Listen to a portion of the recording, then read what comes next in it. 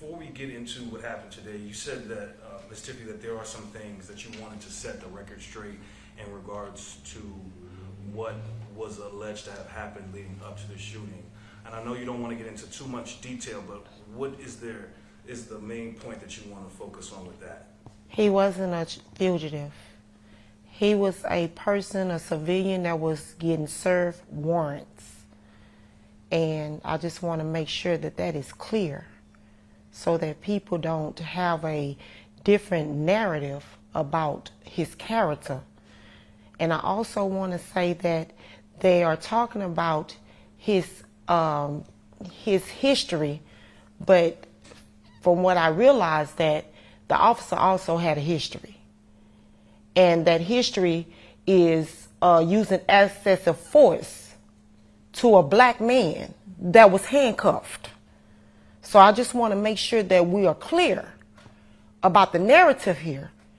And it doesn't matter what kind of history that someone has or their past.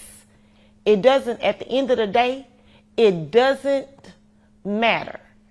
It was not necessary for this man to kill, to murder my son. It wasn't necessary. So I don't want to hear any more excuses. It wasn't justifiable. So I don't want to hear that because, oh, he got a criminal history, this situation was justified. We're not gonna keep doing this. And now getting to what happened today, I had actually spoken with one of your liaisons a few weeks ago, and you were frustrated that the grand jury had not convened when you were told that they would. And then today we also know that a grand jury took no action. How are you feeling about the case kind of still having to go through these beginning phases before a possible trial? I'm not understanding. We, at one time before, we didn't have cameras or cams, or no one was using cell phone to videotape issues that was in the past that policing was using excessive force. Now we're at the point in time from Mr. Floyd that we started using cams, body cams that the police have to wear. And with that being said, they have a whole video, 3 seconds, and everybody has seen this video, and it shows excessive force. It shows that an officer gets out of his vehicle and he shoots the same time that my son get out of his vehicle, and he shoots my son. And before he shoots my son, he said that he was not going to leave the neighborhood. And after he shot his gun, he says, "Oh." Now, that should tell you a story. That should tell you the bottom line, that this guy pretty much say what he was going to do. He did not leave the neighborhood, and he did not live to leave the neighborhood. So with that being said, we got to stop this. We have to stop letting police get away with murder. That's a powerful statement right there. I want to go back to an independent autopsy, I believe, that was done that shows that your son was actually shot where? Where does that independent autopsy reveal the bullet wound? In the back of the neck, no exit wound. He was shot in the back. He fell forward. He did not fall backwards. If you get shot in the front of the neck, as what Chief Fenner stated in his Twitter, you will get shot from the front, you will fall backwards. He fell forward. They handcuffed him. After they handcuffed him, they drug him across the sidewalk. Then they tried to check for where they shot him at, and they turned him over. So he was handcuffed, then he was drugged, and then a knee went on his back. Is this what we doing here? Is this how we treat human? With all that evidence that you say found, how does it make you feel knowing that the grand jury did not come to any decision today? I'm not sure what was presented. I thank Kim for doing what she did. I know she did her best work.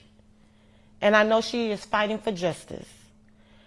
I'm not sure what happened. We wasn't in the grand jury. We don't know exactly what happened.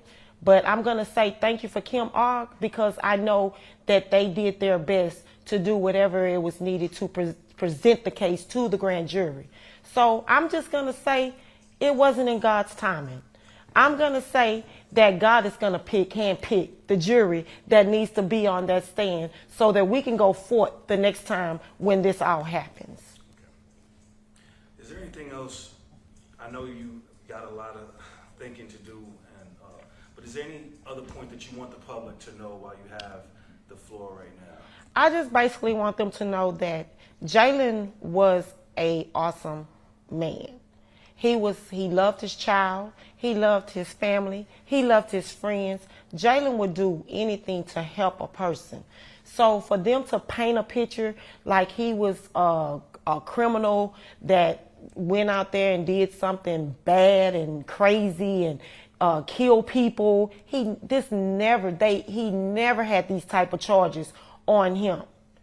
Now, he's perfect? No, none of us are perfect. Some of us get caught, some of us don't.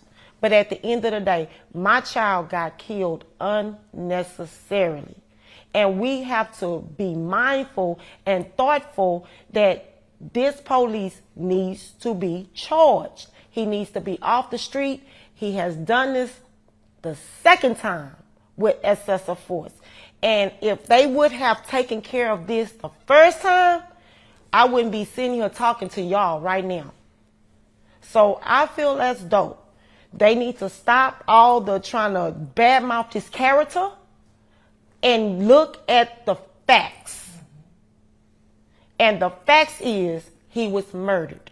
And we need to talk about that. That's what we need to address in the near future for our men, our boys, our sons, our daughters. We need to address that. And we need to stand and focus on that part. But how disappointed are you in a grand jury just saying? I'm not disappointed. I'm just glad that they didn't no-bill it. I'm grateful that they didn't no-bill it and they had enough people on the grand jury to see it like we seen it. So I'm not disappointed. I'm not mad. I'm just grateful that it was not no-billed. And we have another chance, and that is hope.